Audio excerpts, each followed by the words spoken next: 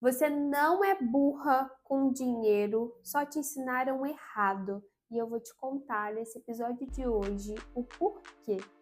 Seja muito bem-vinda a mais um episódio de As Vises Podcast. E hoje, gente, especialmente hoje, vou ter uma conversa sincera com você, mulher, que vive falando para si mesma que é burra com dinheiro, que é uma bagunça financeira, que acredita que não tem capacidade intelectual para poder organizar e cuidar do seu dinheiro. Você acreditava em tudo isso que eu falei até agora? Isso acaba aqui. Porque nesse episódio eu vou te contar o porquê você não deveria dizer essas coisas para si mesma e qual a raiz disso e por que isso está te impedindo de avançar com a sua vida financeira. Meu nome é Mai Bedford, falo para mulheres que querem ter lucratividade com leveza, com clareza e caminham para a liberdade financeira. Gente, para a gente poder falar sobre finanças, eu até peguei esse livro aqui, ó,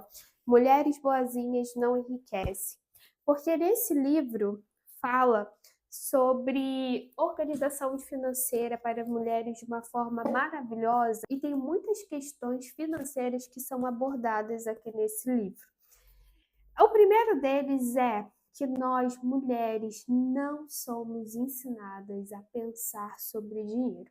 A gente é ensinada a gastar, a esconder um gasto, a agradar, mas a gente não é ensinada a falar sobre investimento, sobre pensar no futuro, sobre investir para ter liberdade financeira. A primeira vez que eu ouvi uma mulher dizendo que queria ser milionária aos 45 anos foi através de um vídeo na internet. E aquilo me abriu tanto o olhar para o mundo, principalmente dos investimentos, que eu ainda não tinha estudado nem na faculdade.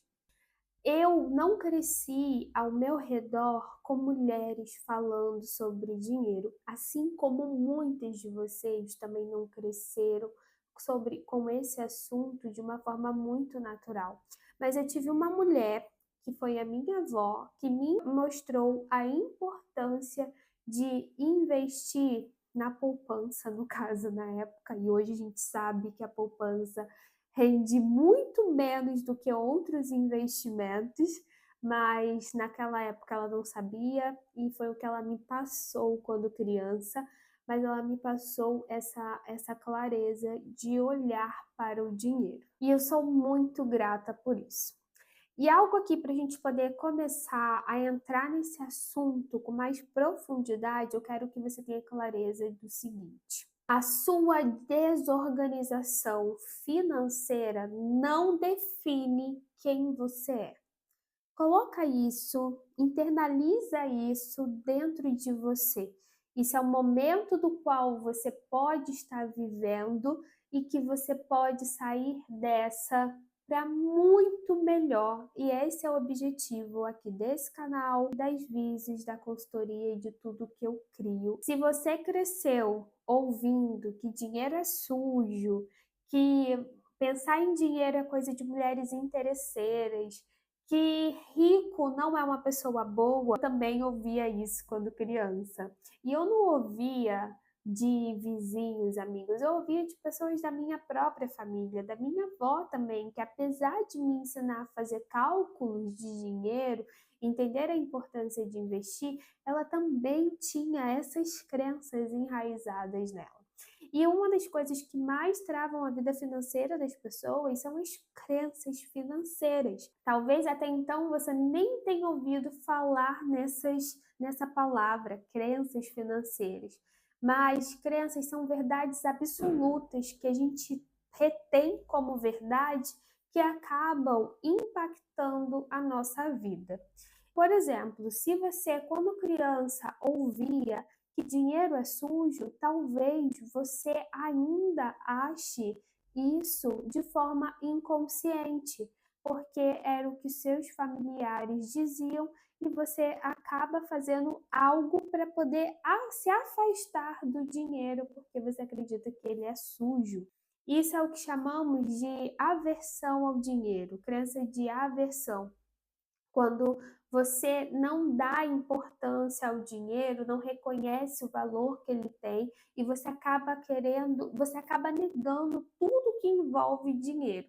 Não preciso de dinheiro para nada, tá tudo certo, não vou olhar o meu extrato bancário porque não vai fazer diferença, não vou encarar as contas, para que eu quero saber disso?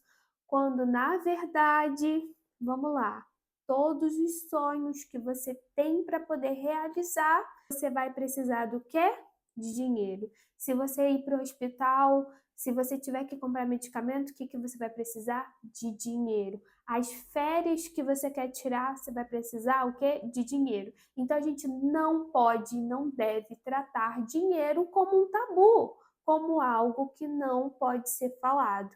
Então, se você tem esse tipo de crença, se você sente isso, você precisa começar a trabalhar o inverso disso na sua mente, que é: dinheiro me potencializa a realizar meus sonhos, a ser cuidado se algo acontecer comigo, a cuidar da minha família. Essa é uma das crenças mais pertinentes na sociedade. E a segunda delas é a crença de status, quando você coloca o seu valor pessoal no dinheiro. Ah, eu só vou ter valor se eu tiver o carro. Ah, eu só vou ter valor se eu tiver tal roupa. Ah, eu só vou ter valor se eu tiver tal coisa. Você condiciona a sua felicidade a bens materiais e a coisas. Você não consegue enxergar o seu valor. Você faz isso para poder mostrar para o outro.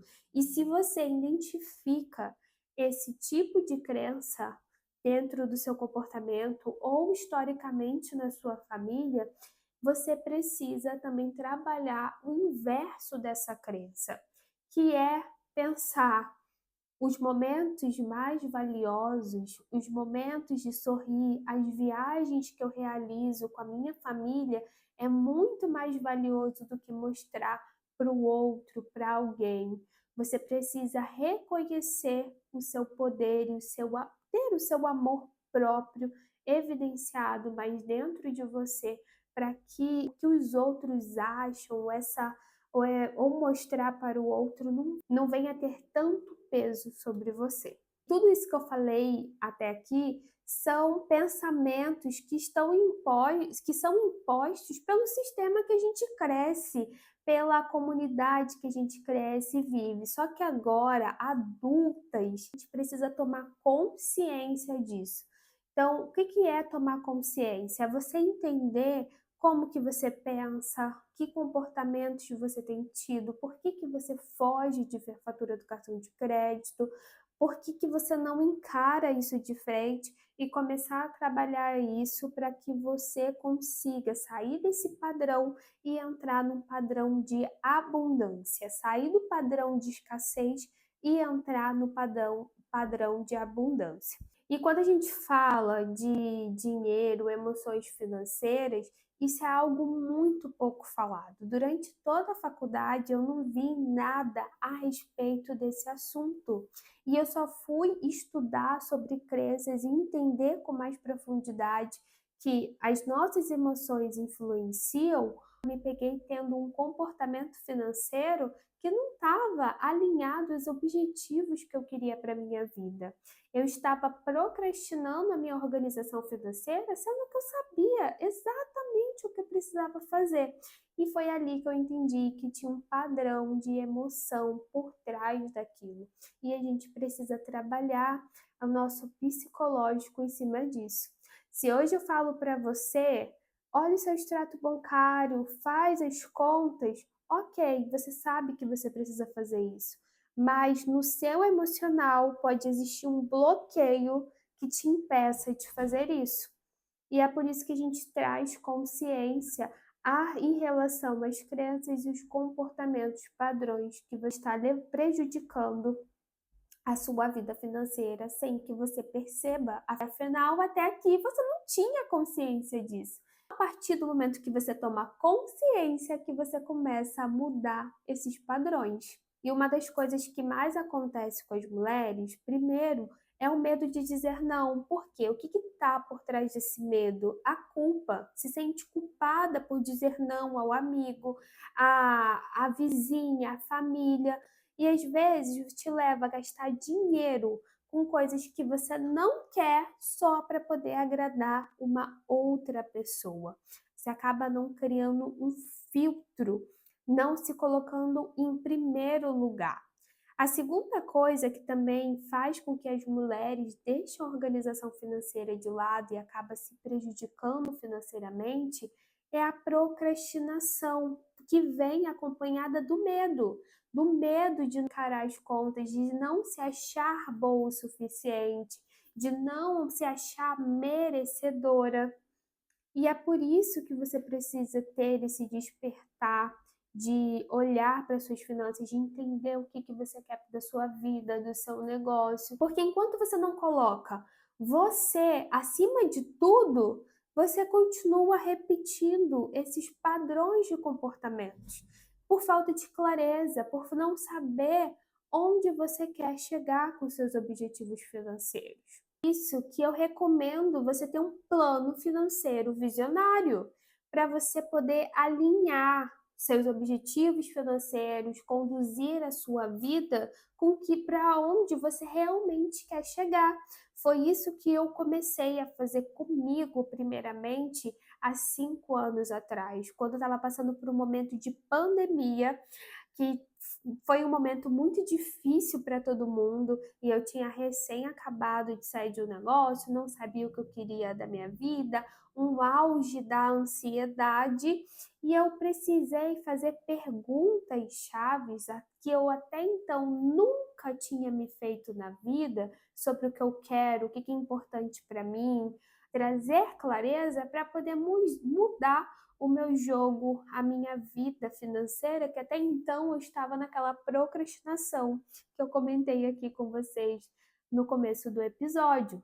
E quando a gente traz clareza, a gente desperta um gás na gente que a gente entra em movimento. E é para isso que eu guio as minhas alunas, para poder entrar em movimento com intencionalidade, para que você alcance de fato os seus objetivos. E você não precisa ter um padrão estabelecido, seguir exatamente o que o outro faz, do jeito que o outro faz. Você pode criar um acompanhamento financeiro que faça sentido para você, mas que te traga para perto dos objetivos que você realmente deseja realizar e te tire dessa zona de culpa e de medo de assumir o controle financeiro da sua vida. E se você gostou desse episódio, já compartilha com uma amiga empreendedora que precisa saber disso. E deixa aqui embaixo qual o próximo tema que você quer ver aqui